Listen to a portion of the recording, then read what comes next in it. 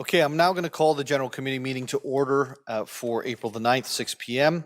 We're about 7 minutes behind, I think. Yep. And would like to begin by welcoming our student mayor, Kenshin Rivera, representing Monsignor Clare Catholic Elementary School, to tonight's meeting. And you had a good day at school? Yes. Wonderful. And hopefully we're going to have a good evening together here. So that's good. Welcome back to General Committee and Council. The first item is the consent agenda. For the consent items, I'll read them out.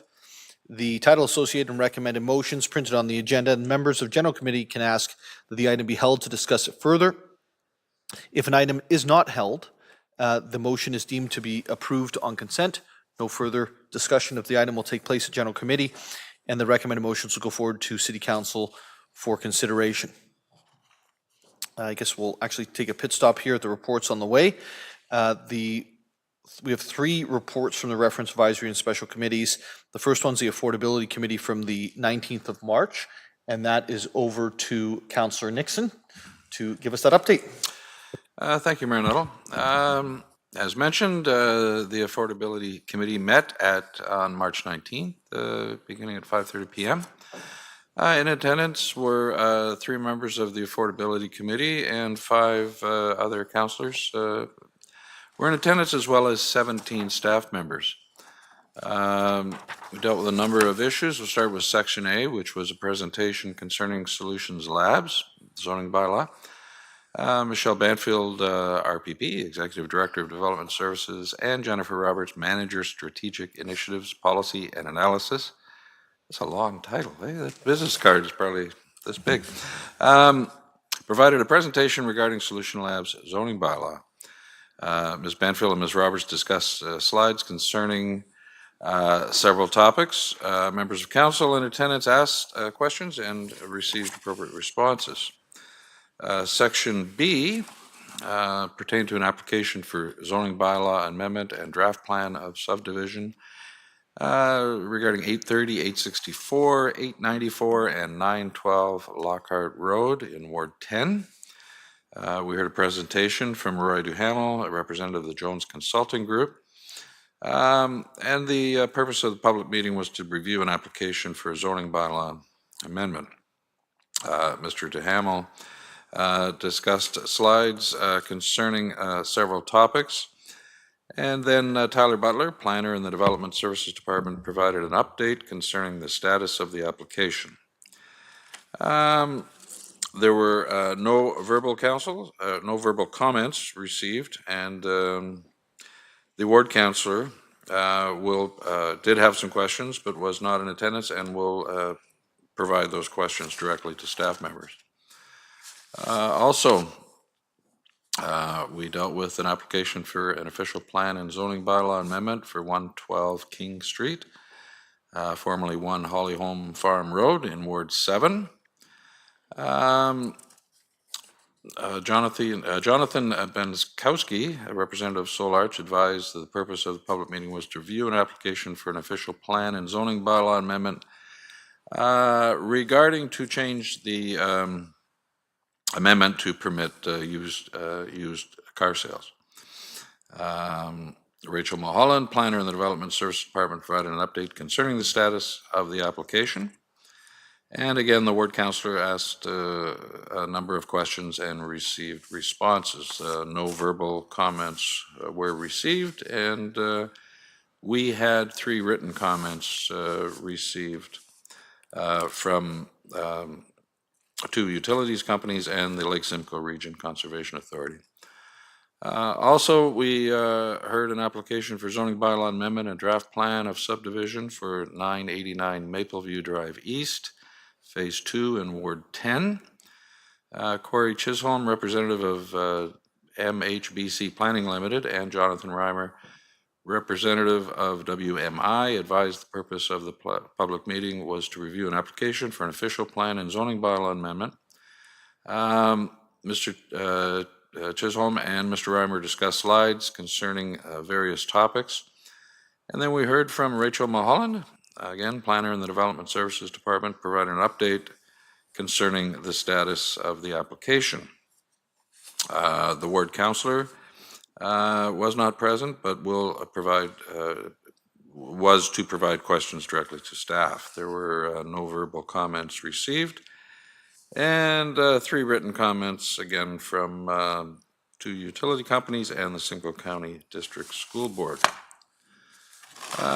Section C pertained to the report of the Heritage Committee, dated February 25, 2025, which was received.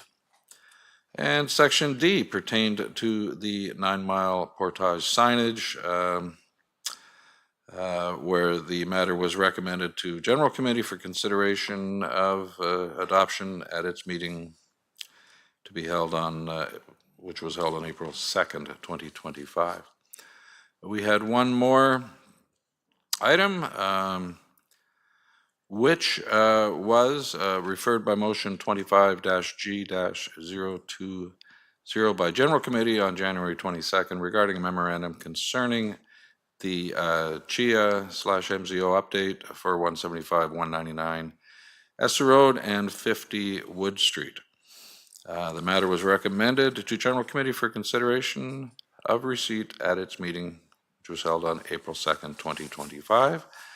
And the meeting was adjourned at 6:53 p.m. Thank you. Thank you. Mayor Kenshin, there's going to be a test on that tomorrow at school, so get ready. Good news is you have the minutes of the meeting, so you can use those. I believe we have, it's myself next, sorry.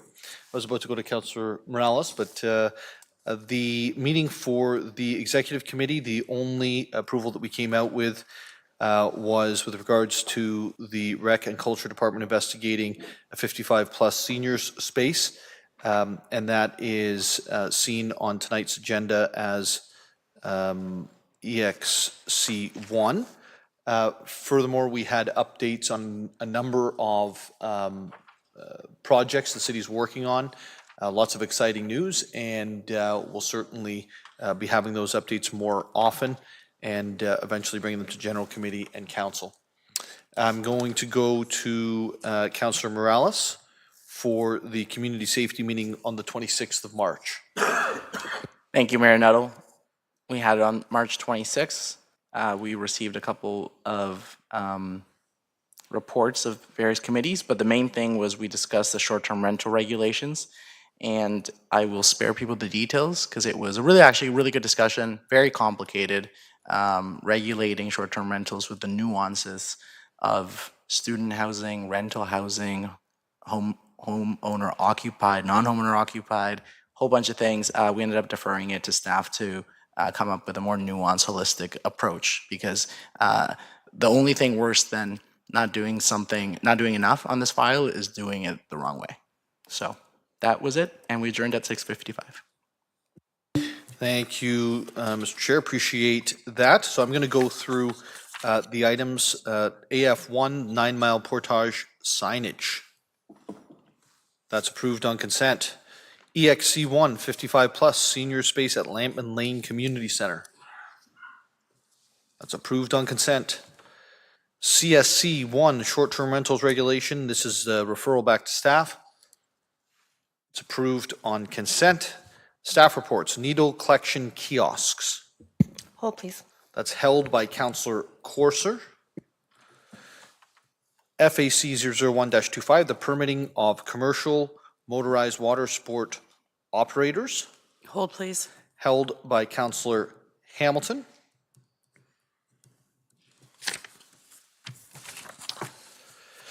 Tax ratios, FIN 002-25. Approved on consent. Okay, we're going to jump over to needle collection kiosks, and that's with Councillor Corser, and then we're going to go into the permitting of commercial motorized water sport operators, and that will be for Councillor Hamilton. Councillor Corser. Yeah, thank you.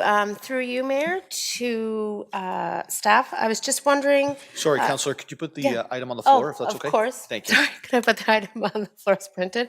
I just have a really simple question, actually. I was looking through the pictures, and there is, yes, empty bins, but on the Queen's Park photo for July 12th, 2024, there are, it seems like a significant amount of needles in the bin. So I was wondering if that was just an outlier of a day, that that bin doesn't usually pick up a lot of needles, or is it just the picture's blurry, so I just can't tell?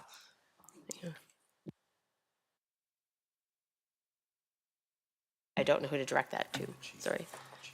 I'll take that through you, Chair, to Councillor Corser.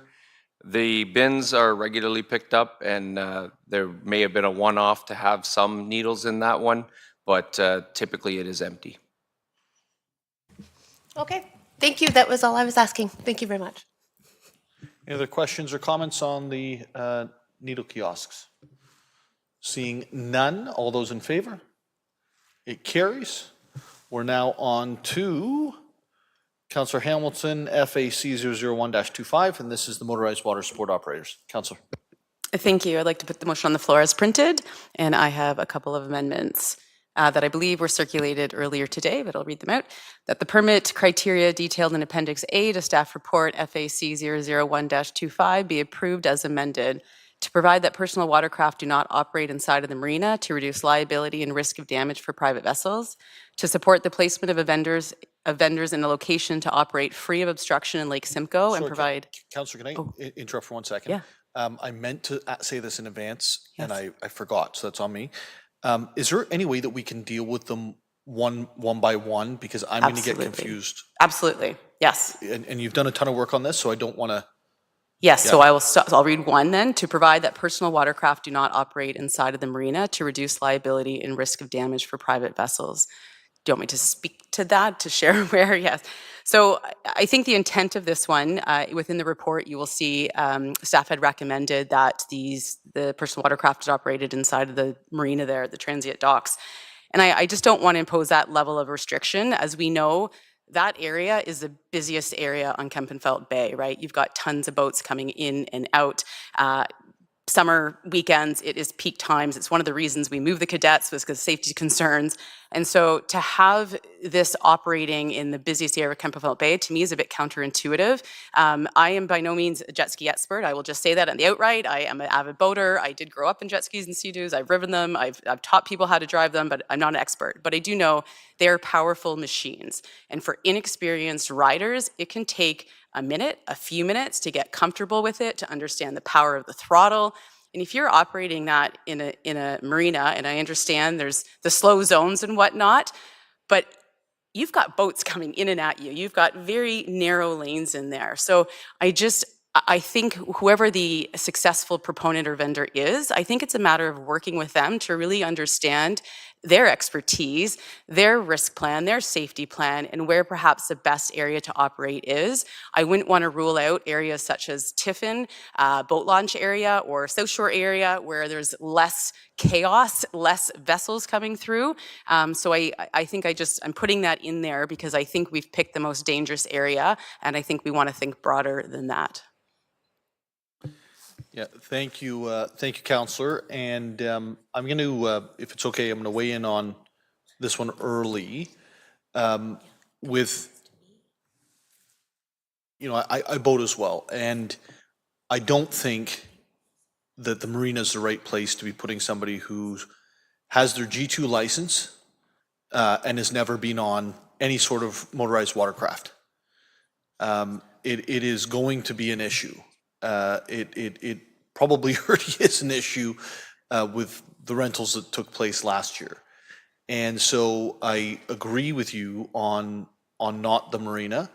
I'm not in favor of the South Shore.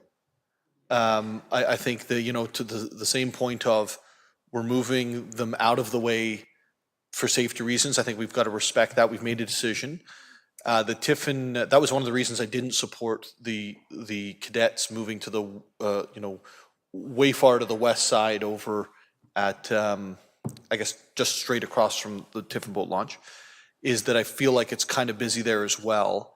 But there is an opening to open water where there's not inside of the marina.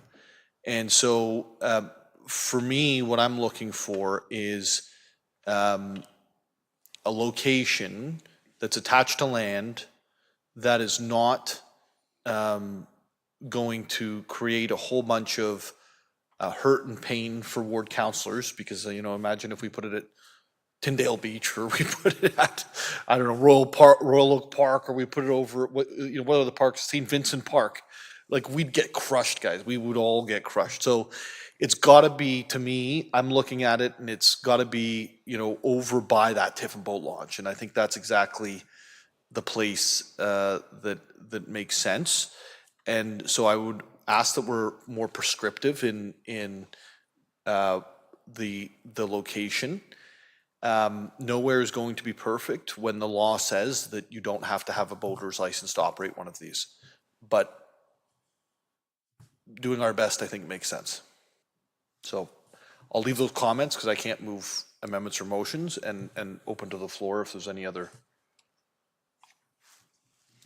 Councillor, yep. Yeah, thank you, Mayor Nuttall. I share your sentiments too, as a boater and actually someone that owns a couple of Sea-Doos myself. I know last year. Shame. I know last year, obviously there was some controversy around the island floating out in the middle of the water, and the placement of it may not have been the greatest, because it did somewhat interfere with the traffic coming off of the Tiffin launch. And also too, they were taking up a significant amount of space in that parking lot with the large trailer. But I'm just curious from a staff perspective, and I'll kick it to staff, where do you envision that this could operate without causing any issues with our other users that have already there?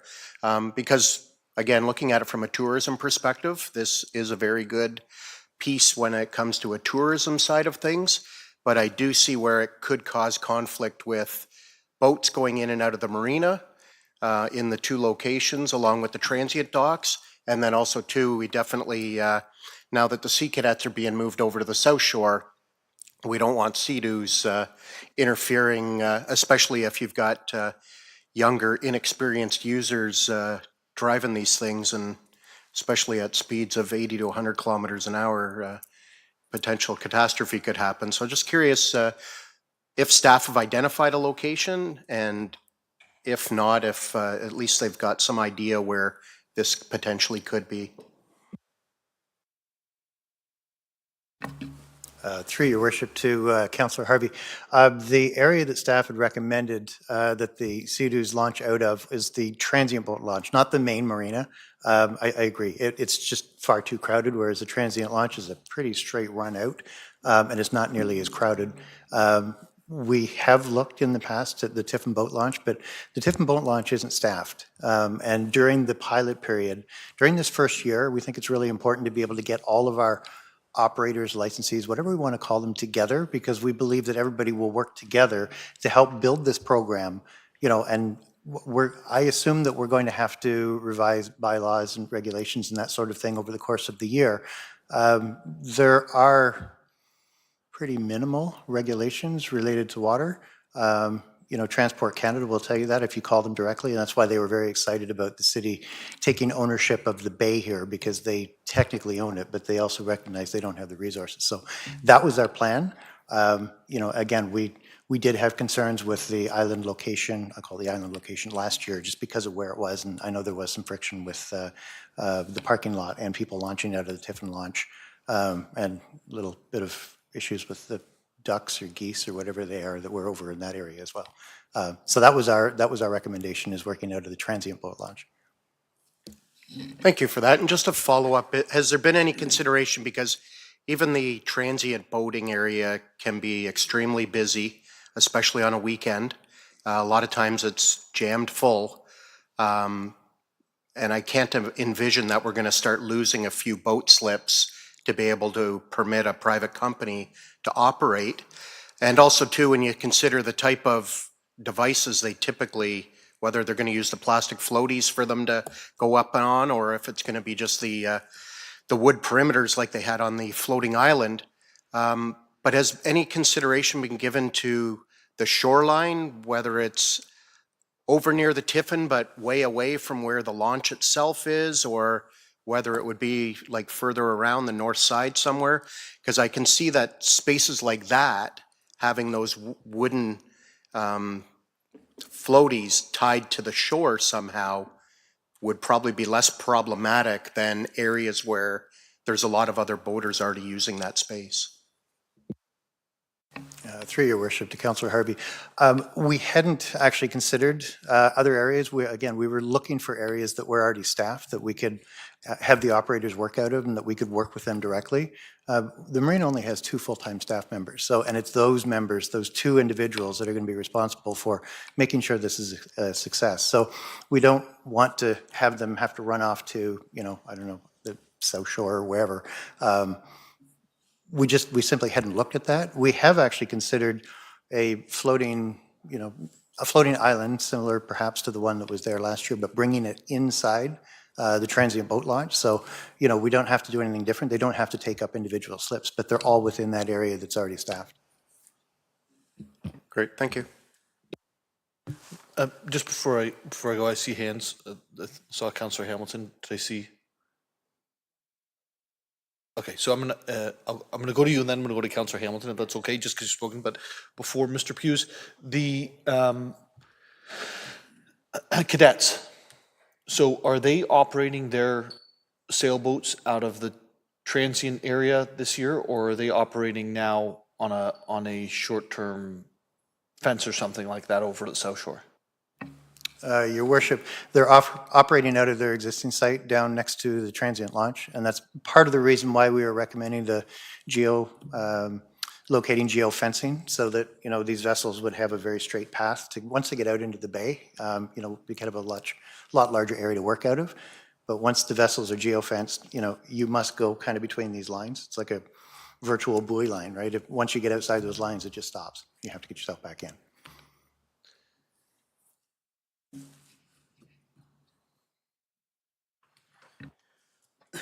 Okay, and what about the pirate boat? Is that coming back again? Was it a pirate boat? I think it was a pirate boat, right? Yeah. Yes. The ship, sorry, yeah. Your worship, to the best of my knowledge, it is. Mr. Giles is up in the audience, and he's got the thumbs up, so yes, it is. Okay. Yeah, that's a lot going on there, folks. Yeah, especially with pirates around. Councillor. Yeah. Over to you, Jim. Thank you, Marinado. With that said, I'd love to be a pirate, but and maybe what there was a quote that kind of caught me, and it was, we want to, and I'll quote, kind of manage the uncoordinated free-for-all experience last year, which sounds like a very pirate type activity, uncoordinated free-for-all. But maybe through you to staff and maybe Mr. Hughes, I mean, staff have looked at this. I'm no expert in how many boats come in and out of that area, what the intersection is going to be with those who are already using the area. And I'm sure staff with that and that kind of motivation trying to coordinate this, which wasn't really coordinated last year, and we had a lot of complaints. And, there sounds like there's no perfect place. I think that's what we're kind of coming to some sort of realization of all the factors that have to be mitigated. And I'm asking maybe the obvious, but I'll ask you just for the record, is staff see other options? Is this the best option as far as to be able to really help with, coordinating this activity and managing safety to the best of our ability? And is this transient slip area the best area, and really we would just be trading problems and maybe increasing problems if we go somewhere else? Thank you.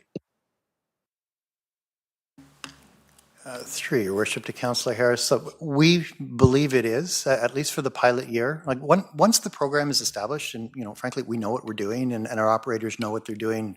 We've established kind of the rules of engagement, who's doing what, and I'm going to assume, again, I don't run these businesses, but if you book a slip, you book a vessel, you're probably booking it from, say, 2 to 3 or 2 to 4 or something like that. So, we can schedule departure times, so that the pirate ship isn't running over the Sea-Doos and that sort of, or vice versa, I suppose. So that can be coordinated.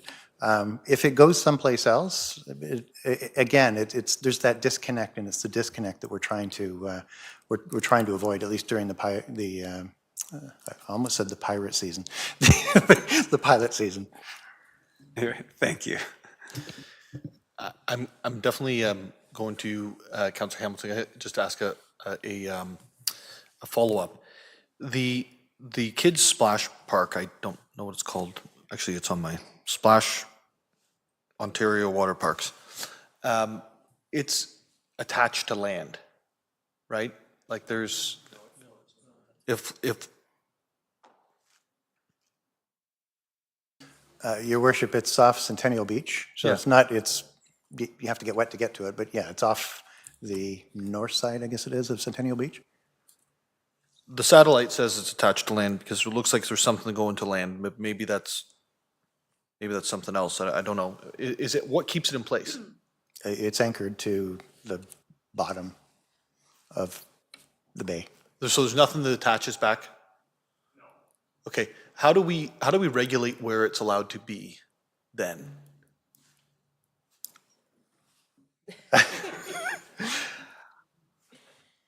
You can come down to the podium if that's okay.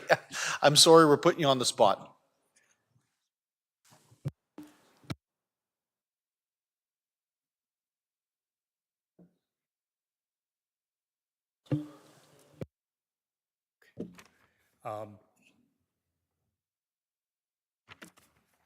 Inexperience with this, but Don't worry about any of the formalities. okay, Just great.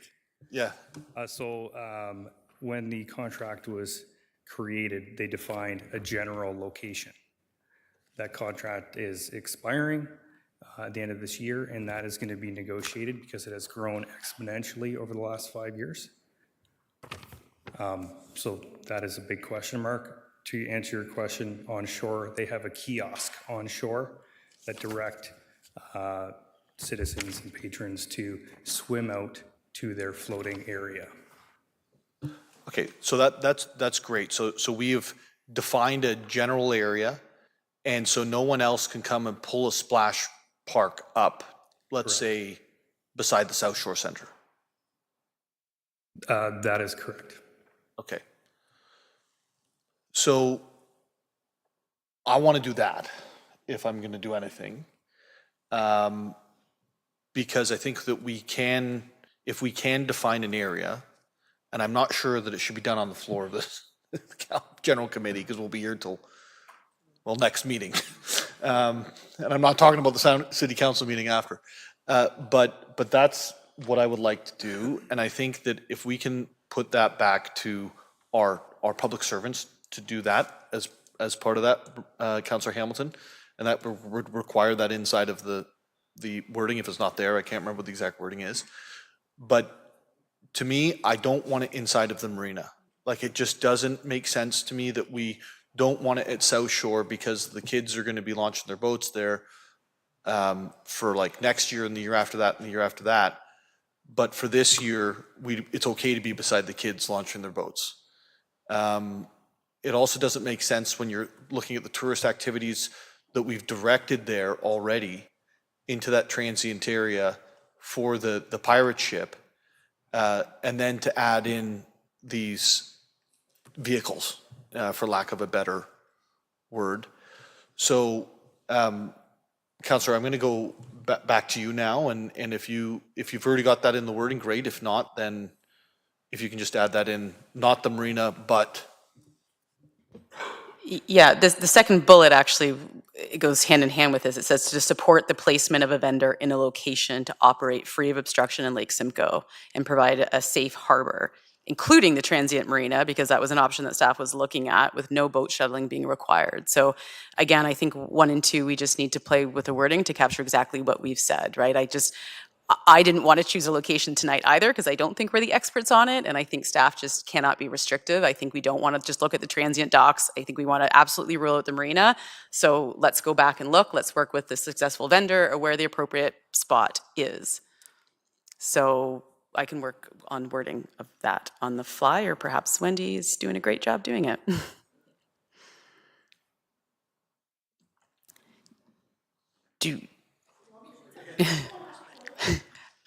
The clerk is not paying attention tonight. Sorry about that.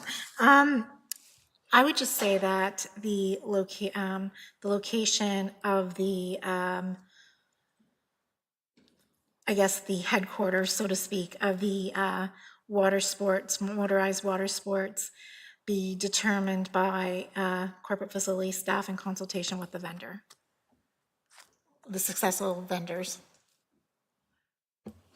That works for me. Is that prescriptive enough for you?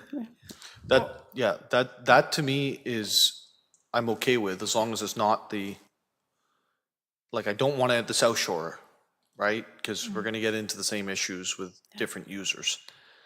So I think our public services heard, yeah. Okay. Can I continue on to the Yes. next amendment? Sorry, well, let's, are we okay Whew, to, this might, are we okay to vote on that one and then yeah, go into the next one? perfect, okay. Yeah. Do you have questions? Yeah, just a point of clarification, just because I do see it does say vendor, but then S in the brackets. For a pilot, would we be considering more than one operator, or would it not be best just to have one operator if we're considering this as a pilot?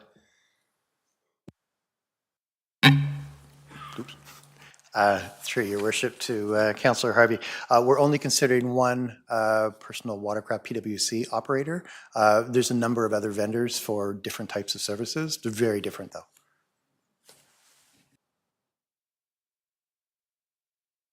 Councillor Corser.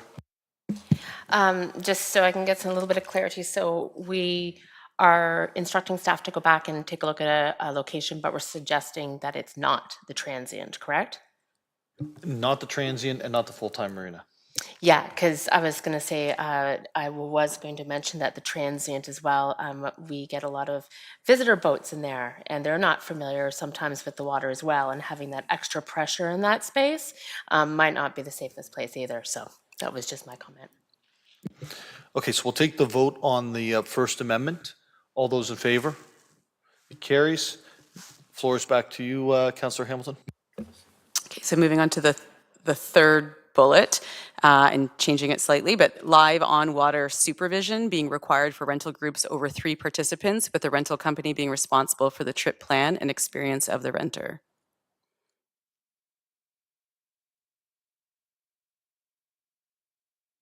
So that amendment's on the floor. So that's, does everyone have the amendments in front of them? Yeah. So, okay, I'll read what it reads and then we'll change it afterwards. Okay. A personal watercraft emergency vessel being required for rental groups over 3 participants, with the rental company being responsible for the trip plan and experience of the renter.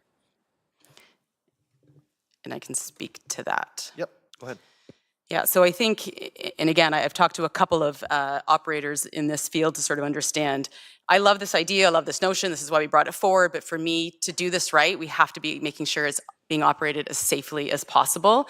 And I think when it comes to, we've talked about inexperienced drivers, to have live on-water supervision to me is the best practice. So we'll get into later the GPS and geo-tracking, but having supervisors on water being able to get to people within seconds is extremely important. So if you see people messing around or playing chicken, or someone has fallen off and they can't swim, you have someone there within 15 seconds because they're on a vessel and there's live on-water supervision. So for me, that is the point of this. And usually, again, like I think Wasaga had, if you have more than 3 riders, it's 1 supervisor. If you have more than 8 riders, you've got 2 supervisors. So again, I think that's an important criteria. The way I had framed this, and earlier I actually sent out a rationale to everyone for all of my amendments tonight and why. And in the report, you'll read that they had a mandatory requirement of GPS and geo-tracking. And for me, you should have one or the other, because there's drawbacks to GPS and geo-tracking as well. If it was the best safety feature, then Yamaha and Bombardier would actually put them on their equipment, right? These are off-manufacturer additions that folks add for safety, but they're not perfect. They cut costs. So a vendor who has GPS or geo-tracking basically hires one person, you sit on land, you have a computer, and you watch the machines go around, right? And if something bad happens or somebody falls, well, what do? Then you got to send somebody out. So there are risks associated with that. Whereas with you have live on water supervision, you're there within seconds. So again, I don't want to limit and say you have to have the GPS, because to me, having live on water supervision is just, if not more, important. And again, this is just getting feedback from other vendors and operators out there. So that was the justification behind this change. Okay, so the amendment on the floor is live operators versus the GPS essentially. Yeah. Any other members of committee who'd like to speak to this? Councillor Corser. Yeah, there, I see that. I'm just kind of getting through all the red print here.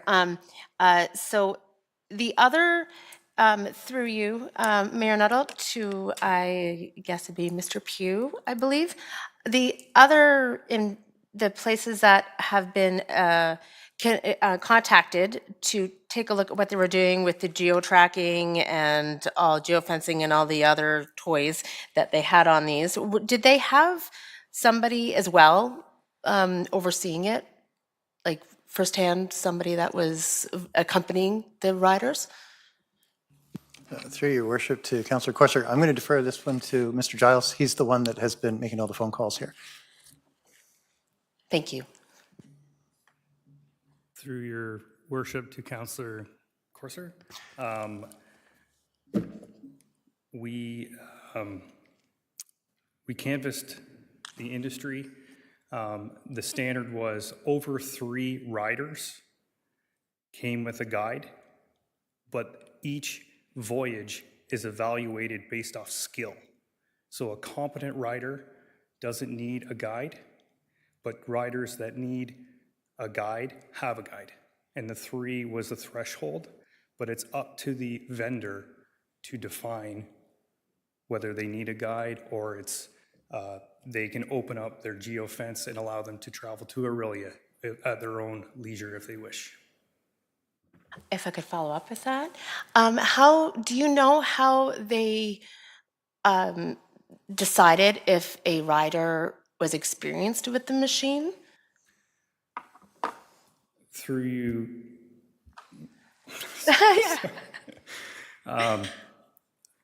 it would be based off the criteria when they're filling out the form, if they've had experience, they're a beginner or advanced, and the training that must occur when they are in the vessel.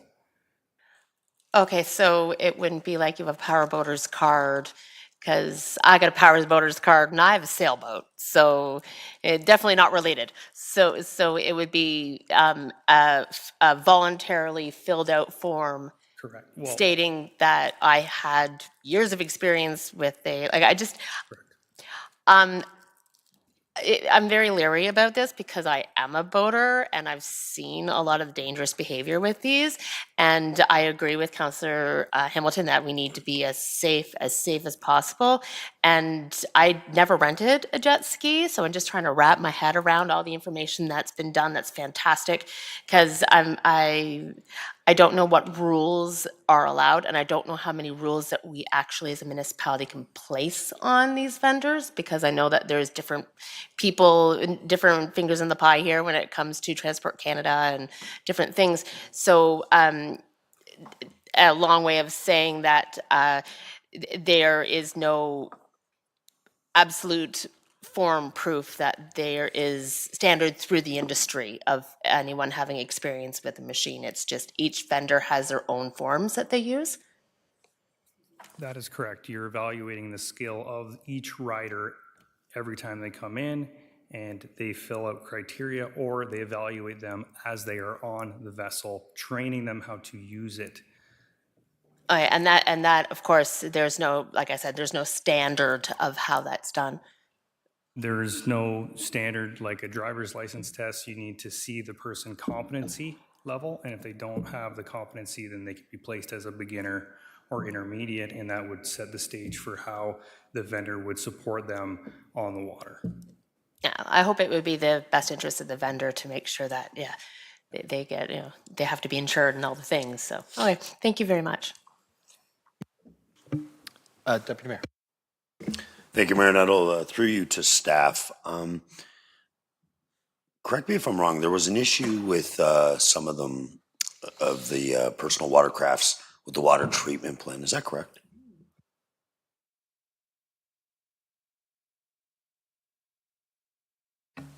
Through your worship to Deputy Mayor Thompson, I don't recall there being an issue. I don't know if you do, Joel? Madam Clerk. Through you, Mayor Nuttall, to the Deputy Mayor. Last summer, some of our enforcement services staff observed some of the watercraft vehicles by the pollution control pipes and stuff like that, stopping and parking them there for a few minutes. So those were some of the observations that staff made last summer. And just to follow up, were they confirmed to be of the vendor, or were they just people that were riding Sea-Doos in the bay? Through you, Deputy Mayor Thompson, we believe that they were from the vendor, but also it could have been some also from just people driving in the bay as well. But I think it was probably a mixture of both. So that's the thing. So we would have to find a way to mitigate that. Because that infrastructure should be protected. But with the geofencing, you could geofence that area off, no matter what the skill set is. But understanding like that would only protect us from the vendor. If that was like, how do we protect from Joe Public? It being infrastructure. But that's why I was just looking, because there's a threshold of if two people rent it, there's no need for a guide, or they can just go out by themselves. There's no GPS, there's no geofencing. If we're having those issues, that's a concern, because it gets dangerous, right? So, okay, thanks. I have Councillor Harvey, just before we go to Councillor Harvey, one up at the Bala Falls, I don't know if everyone knows Bala Falls, there's the only thing that separates the Bala Bay, or the actual big lake part of it, from what then flows into the Moon River, is a wooden boom that goes across. And it's a steel rope with wooden booms kind of wrapped around it. And I don't know if we have something like that in our either kits if it goes out there, or over at the sewage control plant. But if we don't, we should. Yeah. Great, thank you, Mayor Nuttall. I think most of it was answered through Deputy Mayor Thompson's question, but just to confirm, because obviously we do have some sensitive areas around the waterfront, especially the splash play floating structure has been there long before these Sea-Doos came to town. And obviously we need to protect the safety of the kids that would be on that.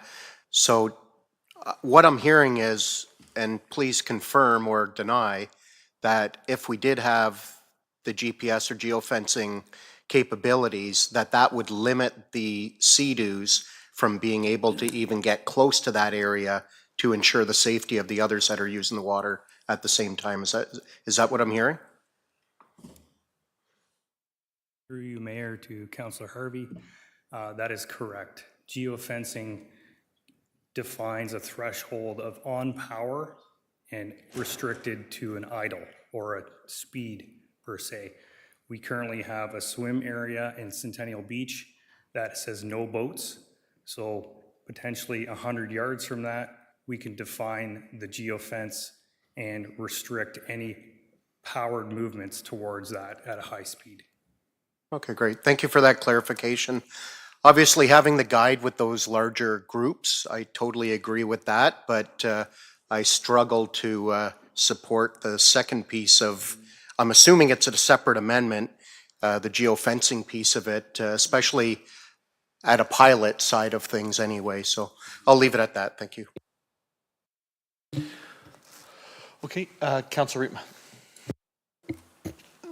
Thank you, Mr. Mayor. I guess I have a question, and maybe it's to the mover of the amendment. I'm just wondering how practical it is if we have 3 Sea-Doos and they're way out at Johnson's Beach or way beyond that. Do we have a boat that follows them, or is it possible to, with geofencing, to keep inexperienced riders closer to the station, if you will? So I'm just kind of curious about how we see this working. Sure, through you, Mayor Nuttall. So we did have a vendor last year. It was a floating dock that I think some people loved, some people didn't love, but regardless, they did not have geofencing and they did have live on-water supervision. So they had 2 to 3 supervisors on vehicles, on personal watercrafts out there patrolling, and they have just restrictions on the boundaries of where drivers can go. And so they manage that real-time live on the water with them, which in my opinion, that is the safest, most effective way to do it, as opposed to someone sitting behind a computer on land. And I know in the report there was, you had reached out to a number of marinas in terms of who'd use GPS and geofencing, but I don't know if we asked that question separately, because I reached out to them today and many of them do not use geofencing. There's a lot of issues and risks and liabilities associated with geofencing. So again, I just like these things we have to be mindful of, and I'm not an expert, I'm just doing some research on it. And to me, the live on-water supervision is hands down to me the most safe mechanism we can employ, whether it is with or without the GPS and geofencing. I don't feel as strongly about that, but yes, it's absolutely feasible. In short, to answer your question, they did that last year. And it's much more expensive, and that's why a lot of operators do not want to go that route. It's much cheaper to have GPS. It's like having digital lifeguards. Would you have a digital lifeguard? Sure, it'll be cheaper, but how effective is that, right? So I think that's a great analogy to use, but that's why a lot of vendors are putting this on aftermarket after they've bought the equipment, right? It's not inherently within the system. If this was the best safety feature to use, then why did I not put it in the system when it's being built? They don't. It's an off-market add-on, and there's issues with that. So I just think we need to be very, very careful here. And I see legal shaking their heads. So if you look at Wasaga right now, they used GPS geo-tracking and it did not work well for them. So I put these forward, not just on the fly tonight. I've spent weeks really looking into this and reaching out to different vendors and different marinas. So I don't take this lightly. I was the one who brought this forward, but I'm only supporting it if it's going to be done safely. So these are the reasons behind my amendments, and I'm happy to chat further. But Okay, thank you. Councillor Rima? That's helpful. Yep. Councillor Corser.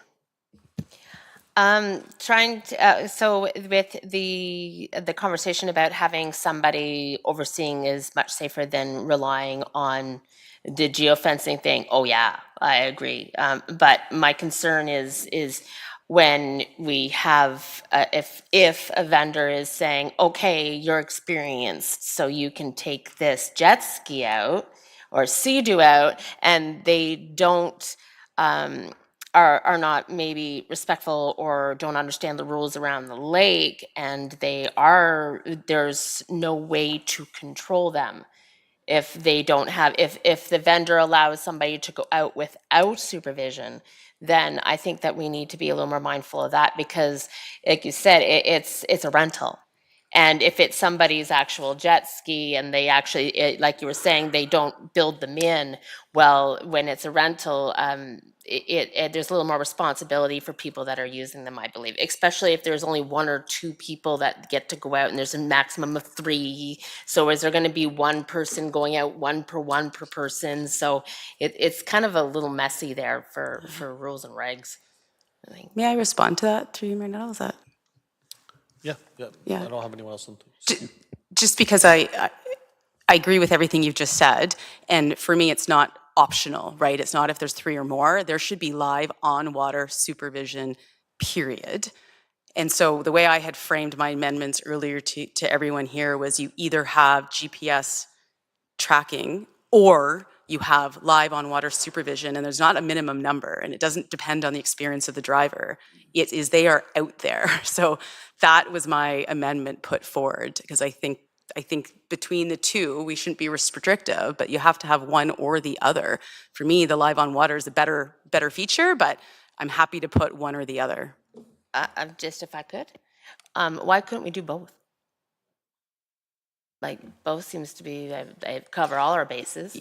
You can. My concern with the GPS and geo-tracking, geofencing is the liability. So there have been issues with that, and I'm just not sure from a city's point of view if they want to take that on. In the report, they actually named 2 companies that do this, that add the geo-trackers, and one is inherently poor. Like, there's tons of actual issues with the technology where it cuts out, it doesn't track properly. So what happens if there's an accident or a crash now, right? Because they've relied on geofencing and the geofencing technology fails. Who are they going to sue in that? So like, I'm just very wary of this technology and equipment, the fact that it's not built in inherent with the machine. you've waived all your liability there, right? So I just would seek legal input perhaps on that, and whether you should have both or one or the other. I don't know.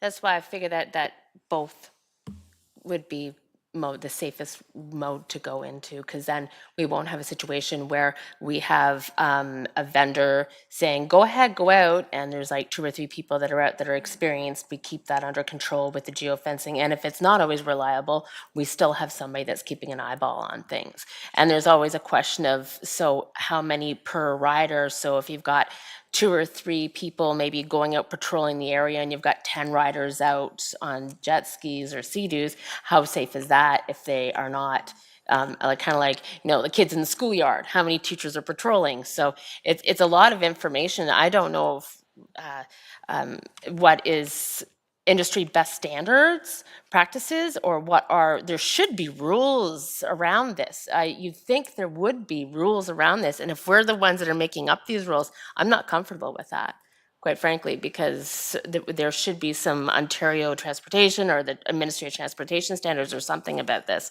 And it's kind of disconcerting that there isn't. And for us to be making these decisions and what's safe on these practices is a little disconcerting, and I think we should just cover all our bases and make sure that we put if it is up to us, then to put as much safety as possibly we can pack into this before we make any decisions. Yeah, thank you, Councillor. And I just want to remind everyone, I have Councillor Jim first. Councillor Jim. Thanks, I'm Renato. having moments, okay? Yeah, it's okay. I'm almost 40 and I'm losing my I won't give you my mind. number. I know, that was a nice little dig to many people. That's okay. Just before, I want to remind everybody, we are literally discussing an item that is exempt from licensing in the province of Ontario. And that's not this table that decides that. But the reason you're struggling with it so much is because of that, right? It's like, can you imagine if you could go get a street bike and go drive it? Like just go, right? It would be a very, very, very difficult thing. You actually have to go get a license to do that. I don't know why this is in this position. I actually talked to the province between in the councillor's lounge, and they don't know either. So we're struggling because of that. Councillor Harris, then Councillor Harvey. Yeah, thanks, Mayor Nuttall. And I'll try to be quick. I think, great conversation, and we're trying to coordinate the uncoordinated and avoid the free-for-all that happened last year, knowing that we can't stop this. We're trying to manage this. And I do think that this conversation has kind of moved into the next amendment, which I think is a good connection, because I think they are connected. I don't see it as binary. I don't see it as one or the other. I do see if the goal really is safety and management, then I say we do both. I say I'm happy to approve Councillor Hamilton's recommendation to have a watercraft. You go wherever you go, you see, whether you're down in Florida on the beach, you see they have the Chase vehicle there, right there. It's easy peasy. They probably have lots of them. It's probably simple to have one extra one for a provider of this type of service. And if the geo-tracking GPS allows us to really deal with things that have been mentioned as far as safety, whether it be the water park, whether it be the beach, whether it be South Shore and the cadets and whatever else, I think that's an added layer of protection I think is worth having. And if it's not perfect, that's fine. But I think I don't know why you wouldn't not want it, given the sensitive areas that we have. So I will definitely support this amendment, and I will not support the removal of the other ones as it comes later, but I think we can increase safety by doing both. So thank you. Councillor Harvey. Yeah, thank you, Mayor Nuttall. It's just a quick point of clarification, because when Councillor Hamilton spoke, she referred to legal, but I'm looking around, I don't see anybody from our legal team here. Okay, fair enough. I just wanted to confirm, because I didn't believe we had anybody from legal yeah, thank you. That's okay. I have one final question before we take the vote on the first item, and that is, do we have any other vehicles that we allow to operate on our waterfront? Are there any motorized vehicles? I'm thinking scooters, bikes that are motorized. We do? Through you, Mayor, the Parks planning department has geo-tracked scooters that operate on our shoreline. And those are geo-tracked? Correct. Okay. All right. Okay. We're going to call the vote on the initial amendment, and then there's more coming, and that is with relation to the supervision of those operating. And so I'll call the vote. Sorry, Mayor Nuttall, just a point of clarity. So the amendment was to remove the geo-tracking, or it's just to add? We're not there yet, yeah. Oh, okay. It's just to add the live. The live on-water supervision. Okay, Yes. yeah. Okay, so everyone in favor of the on-live water supervision? Okay, that carries unanimously. Councillor Hamilton, I'm going to go back to you. So we talked about this a little bit, so I won't belabor it, but I did put in here, remove the requirements associated with GPS and geo-tracking. Again, I saw this as being an either or. I think there's risks and drawbacks and perhaps implications with GPS and geo-tracking. It is still new to the market. If you talk to Transport Canada, they don't support it either. They don't take a stance on it, but this is not a requirement from them in terms of a safety feature. So I personally feel like we're making a decision when we don't have the expertise to be making it, but that's why I put it forward. And I've already spoken to some of the issues and concerns I have with it. Geo-tracking is not geofencing as well, so I just want people to understand there's a difference there. Geofencing restricts the throttle.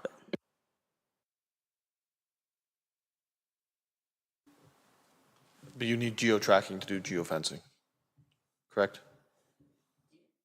Yeah. Mr. Hughes? Your worship, that's correct. Okay. So the amendment's on the floor. Any questions or comments with regards to the removing the necessity for the geo-tracking? Okay, I'm seeing none. So all those in favor of the amendment? Okay. 2 out of 3 is not bad. You know, you just got to look at the upside.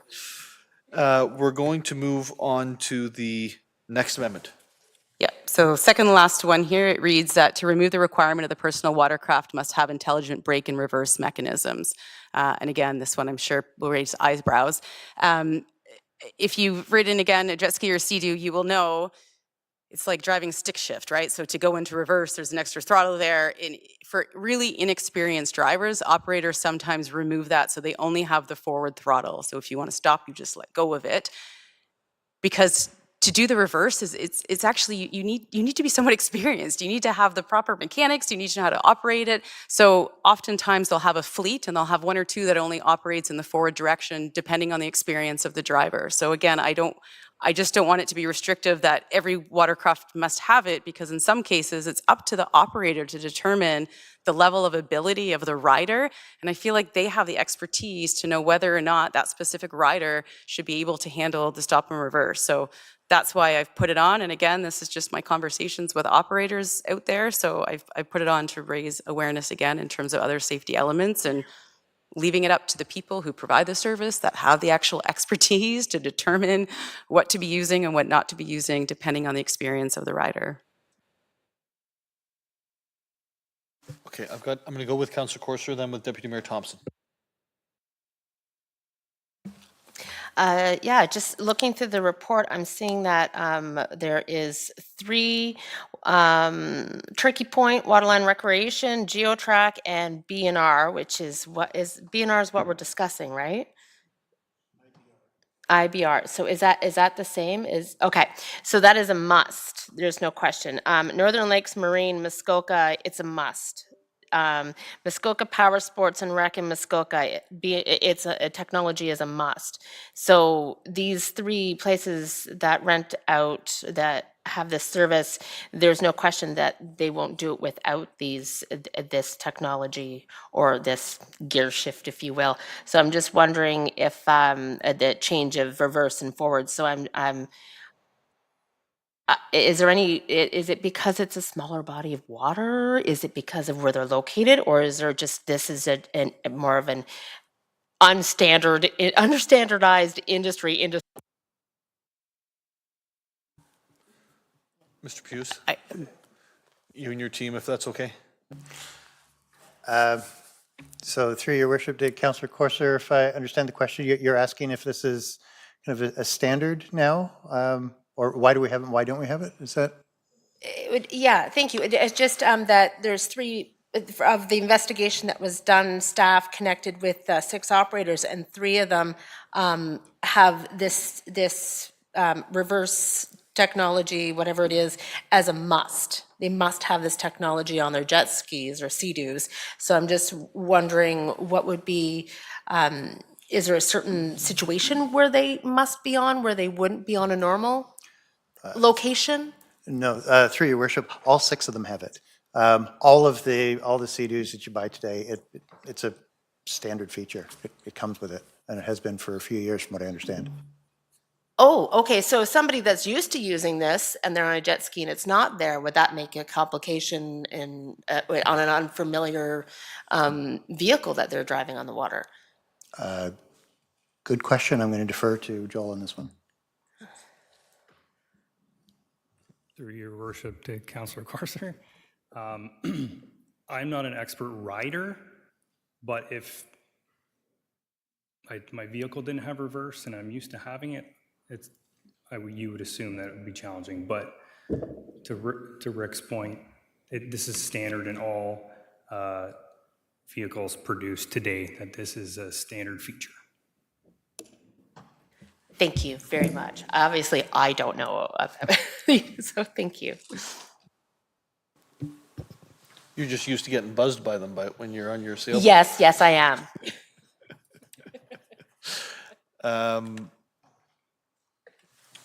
Deputy Mayor. Thank you, Mayor Nuttall. This is to the mover of the motion, and this is for information. You said that some vendors remove it as the inexperience. Is this a standard feature, or can you buy a new Sea-Doo without this technology? Yeah, again, I'm not an expert, but now it is a standard feature on all equipment, but I understand that some operators actually remove it depending on the experience of the driver. So again, it's rare, but I'm leaving it up to sort of the expertise that I'm hearing out there in terms of the owner operators that do this. And so it's not to your point that you're going to get a machine that doesn't have that function. It's only if they determine that that rider's experience, they need the basics, right? They need one thing to push and that's it. That's all they're going to be able to handle. So that's why they do it. I'm not going to push this one. I'm fine if you're not comfortable with it. I'm just raising it because these are the things in the report that we generally say, yeah, sure, no problem. But can cause issues, it can cause concerns, and I hate that we're making decisions on things that we're not the experts, and staff have done great research, but they're not the experts either. So until we get the successful vendor, I'm just hesitant to have this stuff written in stone when we don't know what their practice is. We don't know what risk mitigation strategies have or safety plans they have in place. So that's why I'm wary of deciding some of this, because we're not the right people to be making these decisions, in my opinion. So.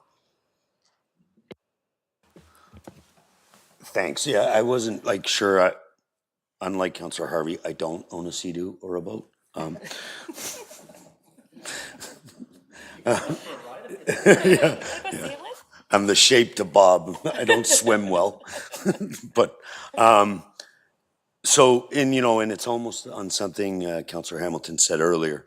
With the GPS and the geofencing, that if it was something that was important, they would equip the equipment with it, at purchase. So I know in my industry, we're not allowed to alter a machine. So if something comes with it, it's uncertifiable. In the construction world, you can't remove, backup alarms or beacon lights or something because it's engineered to work as it's built.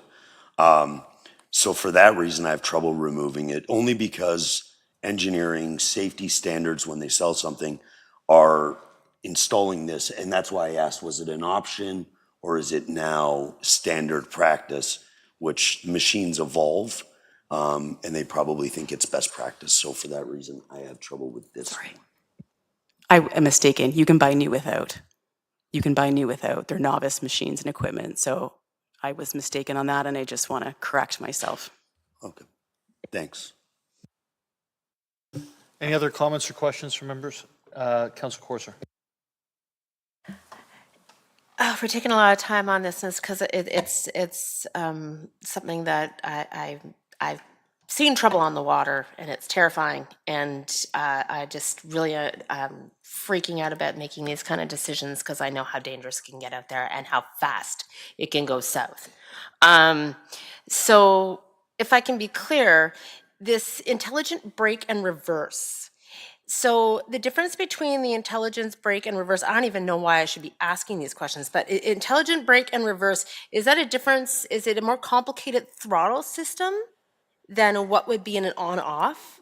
Is this what this is like because I've never used one. Is it just more of a, I don't know, like a cruise control kind of thing? Like, is it a bell and whistle? where Yes, it you could could be get a more standard model simplified? that doesn't have it. Yeah. So it would be more simplified without one of these? Go ahead. Through you, Mayor, to Councillor Corser. So I'm surprised I'm explaining this in council, but you have your throttle on one side, and when you hit the brake and reverse, it's like the brake on your bicycle, and it changes the propulsion of the jet and adjust cup, let's say, on the back to prevent the propulsion from propelling the vehicle. And so it's just another brake lever. If you hold it down and hit the throttle, you can spin the vehicle just like in your car in reverse. If you do not hit the throttle, you just stop.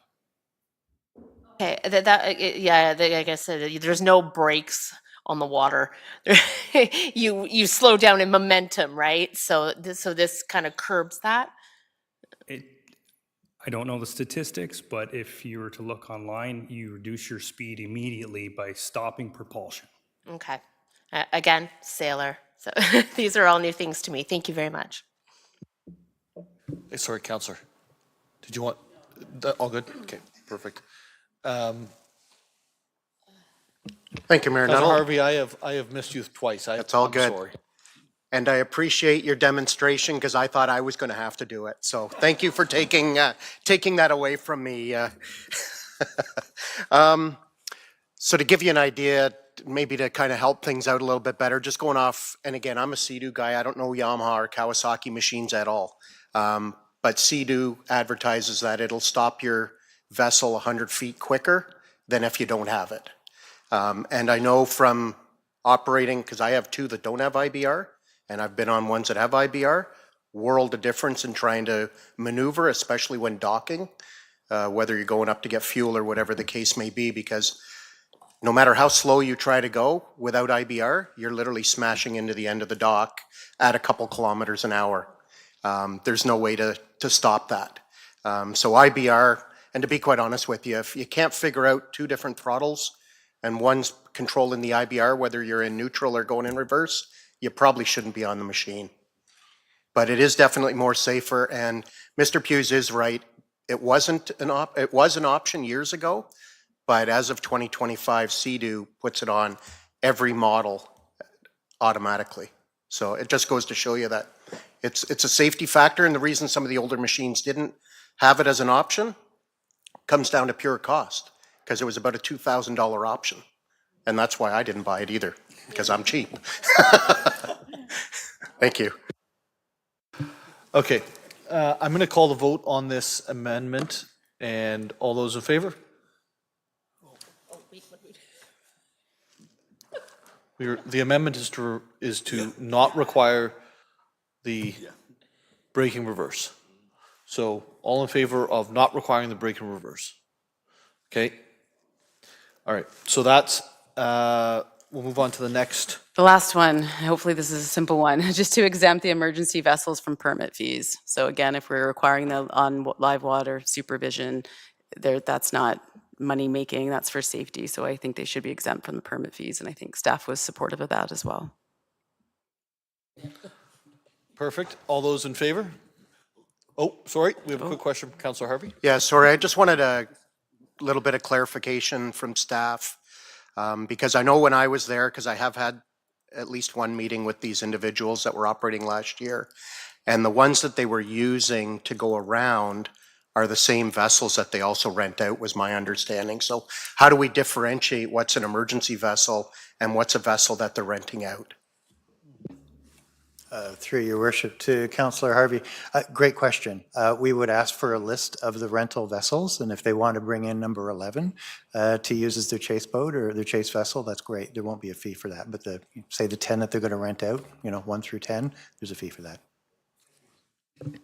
Great. All those in favor? And it carries. So now we're on the main motion as amended thrice, I think. And is there any comments or questions on that? Seeing none, all those in favor? It carries. So we have now completed the staff reports that were held as far as I can recall. And we are going to go, I think we're going to hold off on announcements and we're going to hold off on the inquiries until this evening, but we aren't going to hold off on the circulation list. So March the 26th, 2025 circulation list. Okay, that's okay. So now we're going to go to April the 2nd, 2025 and April the 9th, 2025. Okay, as there's no circulation lists, we are going to move into adjournment. Before we leave the chambers, we're going to have to start the video on separately, I understand, Carl, is that correct? Perfect. We have a, Madam Clerk, do we have a few presentations?